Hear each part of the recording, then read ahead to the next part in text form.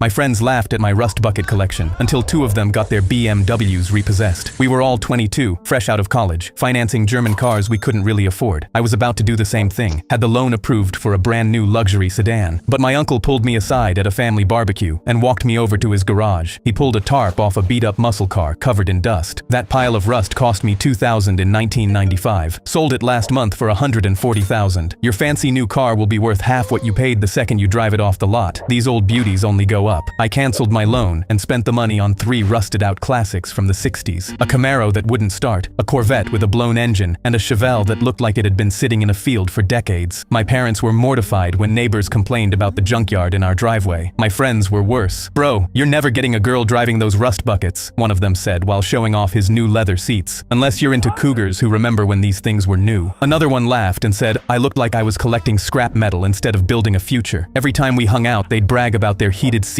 and backup cameras while I pulled up in something that barely started. There were nights I sat in that Camaro that wouldn't start and just stared at the steering wheel wondering if my uncle was wrong. But then I'd remember that $140,000 sale and keep grinding. For 4 years, I spent nights and weekends in my uncle's garage learning to weld, rebuild engines, and match factory paint. Burned through 6 shirts learning to weld right. Rebuilt my first engine 3 times before it actually ran. Sliced my hands open more times than I could count. My social life disappeared because everyone thought I was too broke to hang out with. While my friends posted pictures of their leather interiors and complained about $1,400 monthly payments, I was covered in oil trying to bring these rust buckets back to life. Then I started recognizing what collectors actually wanted. My Camaro had the rare big block option. The Corvette had the split rear window that people paid crazy money for. The Chevelle still had the original factory papers that most owners had lost decades ago, and the market was about to explode. Auction prices went insane, and collectors started calling me directly. I sold that first Camaro for 30 times what I paid and used the money to buy a dozen more. Restored them, flipped 3 for enough to open my own warehouse. Last month my phone rang. It was one of the guys who used to roast me hardest. "Hey man, you still in the car business? I got laid off and the bank took my BMW. You know anyone hiring?" A week later, same call from another one. Meanwhile, I was sitting on 26 muscle cars worth more than everything they'd ever owned combined. I drove my restored Camaro to our old hangout spot last weekend. Same friend who said I'd never get a girl driving rust buckets walked over. His jaw actually dropped. He ran his hand along the hood like he was afraid to touch it. "That thing's beautiful. What would you sell it for?" My wife leaned over from the passenger seat. "Don't bother. He's not selling that one." He looked at her, then back at me. Didn't say a word. Same rust bucket that was never gonna get me a girl. Funny how that worked out.